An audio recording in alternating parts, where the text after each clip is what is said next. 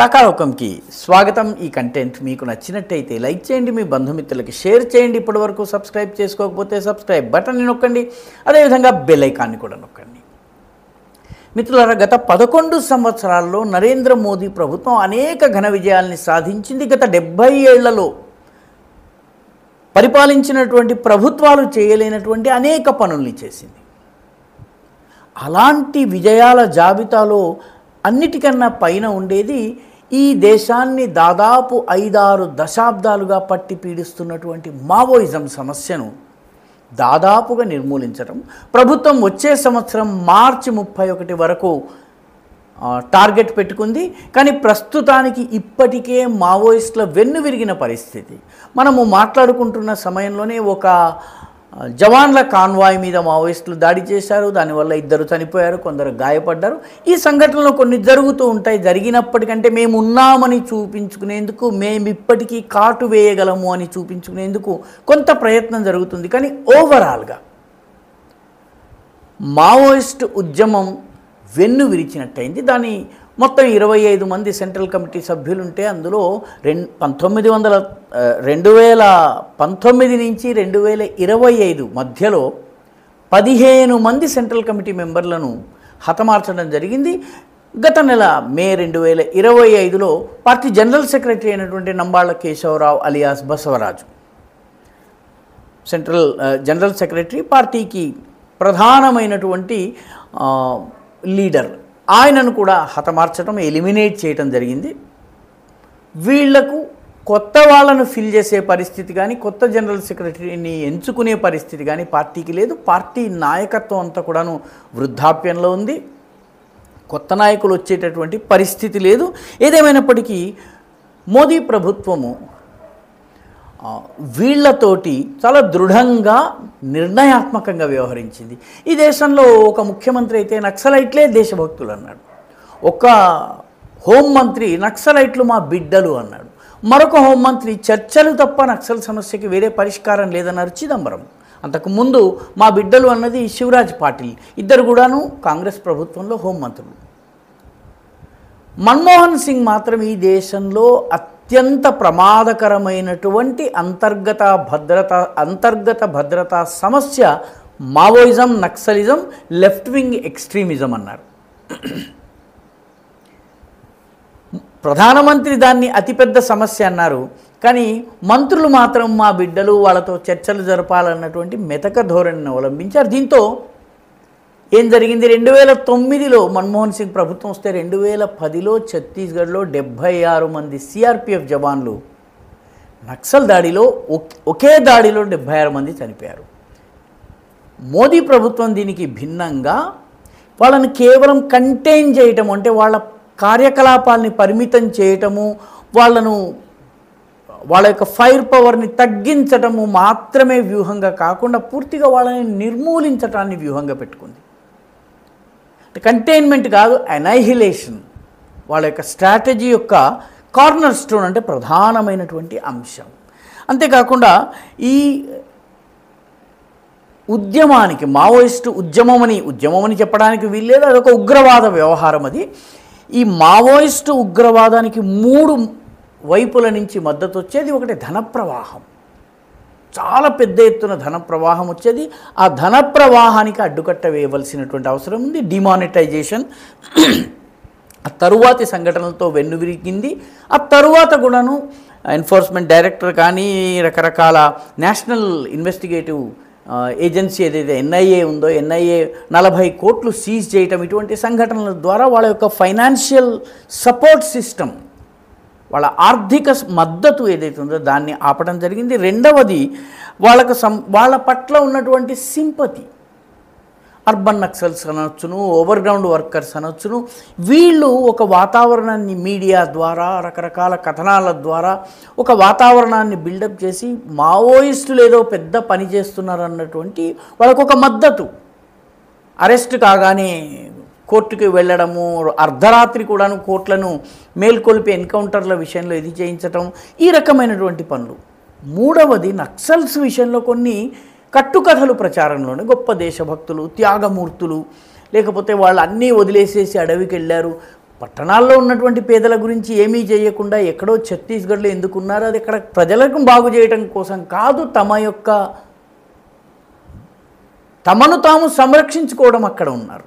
ఎందుకంటే అక్కడ రోడ్లు రానివ్వము, టెలిఫోన్స్ రానివ్వము, అక్కడ ప్రభుత్వాన్ని పనిచేయనీయము, ఆ అడవుల్లో మేము ఉంటాము అని. పట్టణాల్లో ఉన్న పేదల గురించి మావోయిస్టులు ఎందుకు పని చేయలేదు?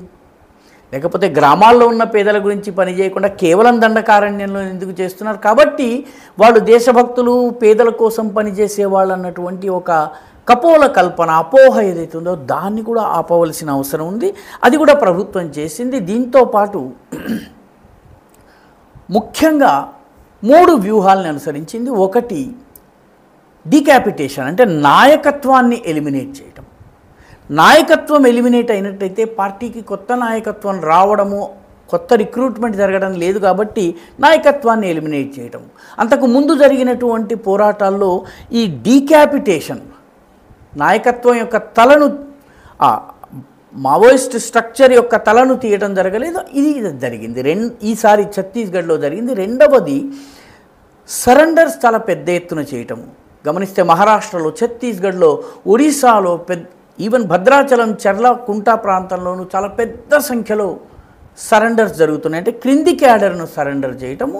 ఈ రెండిటితో పాటు ముందుకు వెళ్ళి గతంలో 64 ఫార్వర్డ్ ఆపరేటింగ్ బేసెస్ అటవీ ప్రాంతంలో సిఆర్పిఎఫ్ ఉండేది. ఇప్పుడు 600కి అవి పెరిగినాయి. అంటే మొత్తము మావోయిస్టులకు ప్రభావ క్షేత్రము లేకుండా చేయటం జరిగింది.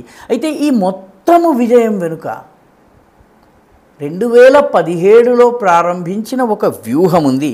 2017లో ప్రారంభించినటువంటి ఆ వ్యూహము ఫలించింది. దానివల్ల ఇప్పుడు పూర్తి మార్పు రాగలిగింది. ఆ వ్యూహం పేరేంటి? ఆ వ్యూహానికి ప్రభుత్వం సమాధాన్ అని పేరు పెట్టింది. సమాధాన్లో S is for smart leadership. CRPF కావచ్చును, లేకపోతే డిఆర్జీ డిస్ట్రిక్ట్ రిజర్వ్ గార్డ్ కావచ్చును, బస్తరియా బటాలియన్ కావచ్చును, వీళ్ళందరికీ నాయకులు ఎవరైతే ఉన్నారో నాయకులను సుశిక్షితులు చేయటము, నిర్ణయాత్మకమైన పాత్ర పోషించేలాగా చేయటము. S for smart leadership, A for aggressive strategy, చాలా ముందుకు వెళ్ళి దాడి చేసేటటువంటి సాహసోపేతమైనటువంటి ధోరణి, ఏదో డిఫెన్సివ్ కాకుండా అఫెన్సివ్ స్ట్రాటజీని తీసుకునేందుకు aggressive strategy. 3 motivation and training, చాలా పెద్ద ఎత్తున భద్రతా దళాలకు శిక్షణనివ్వడం జరిగింది. ఈ శిక్షణ వల్ల వాళ్ళు బెటర్ పర్ఫార్మెన్స్ చూపించగలుగుతున్నారు. 4వది ఏ ఫర్ యాక్షనబుల్ ఇంటెలిజెన్స్, ఖచ్చితమైనటువంటి సమాచార సేకరణ జరిగింది.